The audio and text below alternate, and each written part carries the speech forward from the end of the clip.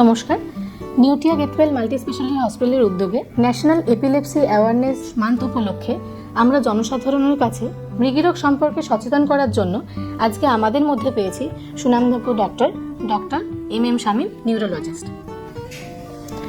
আচ্ছা স্যার, আমরা এরকম দেখি অনেক জায়গায় যে ধরুন কোনো পেশেন্ট পড়ে গেছে হঠাৎ করে, বা মুখ দিয়ে গাঁজা বেরোচ্ছে, বা গ্রামগঞ্জে সাধারণত এটাকে অনেকে বলে যে ভূতে ধরেছে, তো এটাই কি এপিলেপসি? খুব ভালো প্রশ্ন। হঠাৎ করে যদি একটা মানুষ অজ্ঞান হয়ে যায়, হাত পা যদি টেনে ধরে, মুখ যদি বেঁকে যায়, চোখ উল্টে যায়, ঘাড় একদিকে যদি ঘুরে যায়, বা মানুষ যদি ভুল বকতে শুরু করে হঠাৎ করে, তাহলে এটাকে সাধারণত আগের যুগে যেটা বলতো যে ভূতে ধরেছে, জিনে ধরেছে, কিংবা গডস পজেশন, এই জিনিসগুলো, এগুলো কিন্তু একটা ভ্রান্ত ধারণা, একটা কুসংস্কার। এগুলো সবগুলোই এপিলেপসি বা মৃগী রোগের লক্ষণ হতে পারে। আচ্ছা, আর স্যার এটা কি খুব কমন ব্যাপার? পরিসংখ্যান যেটা বলছে যে প্রতি 100 জন মানুষের মধ্যে একজনের এপিলেপসি হতে পারে। তার মানে এপিলেপসি একটা অত্যন্ত কমন রোগ, সাধারণ রোগ, কিন্তু এই রোগটার পিছনে যেহেতু অনেকগুলো কুসংস্কার জুড়ে রয়েছে, অনেক সময় এপিলেপসি রোগীরা বেশিরভাগ ক্ষেত্রে ঝাড়ফুঁক করতে থাকে, দিনের পর দিন রোগ বাড়তে থাকে এবং রোগ মুক্তি হয় না। কিন্তু এপিলেপসি অ্যাজ সাচ খুব কমন রোগ। আচ্ছা, আর স্যার এটার কি কোনো লাইফ লং মেডিসিন বা কিছু এরকম মানে আমরা বলতে পারি কাউকে? সাধারণত এপিলেপসি রোগটা যেটা হয়ে থাকে সেটা আপনাকে বুঝতে হবে। আমাদের যে ব্রেন রয়েছে, আমাদের ব্রেনে ধরুন আমি কোনো একটা জিনিস ধরতে চাইছি, ধরুন এটা আমি ধরতে চাইছি, এটা ধরতে গেলে আমার ব্রেন একদিকে বললো যে এই কমান্ডটা দিল, ইনস্ট্রাকশন দিল, এটা গিয়ে ধরা হোক। একটা কোঅর্ডিনেটেড মুভমেন্ট, একটা সংযুক্ত মুভমেন্ট হচ্ছে এরকম।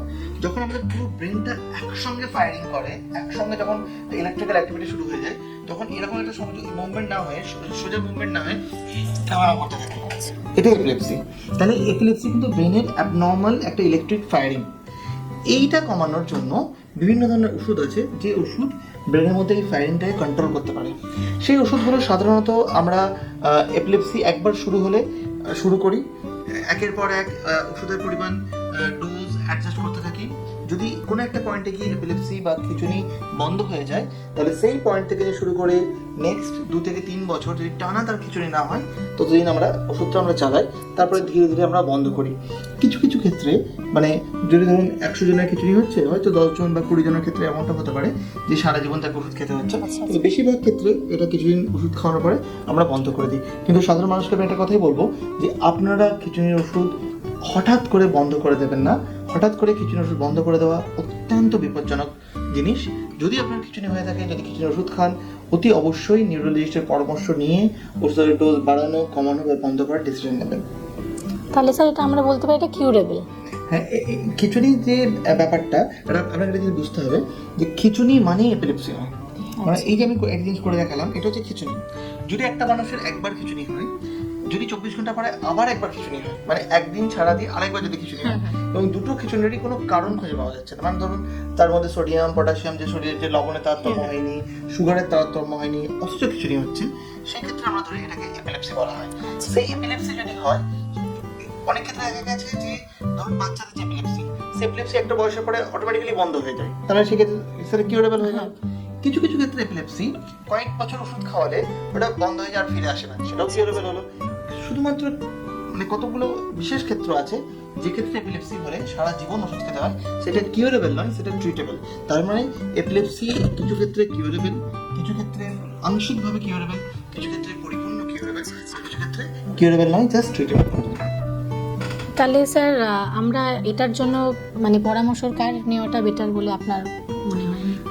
আমাদের অ্যাকচুয়ালি অনেক মানুষের ক্ষেত্রে ধারণা থাকে যে এপিলেপসি হলে কোন ডাক্তারের কাছে যাব, এটা বুঝে উঠতে পারা যায় না। হ্যাঁ, এই কনফিউশনটা দূর করার জন্য আমরা একটা ক্লিয়ার কথা বলি, এপিলেপসি হলো ব্রেনের একটা নিউরোলজিক্যাল প্রবলেম।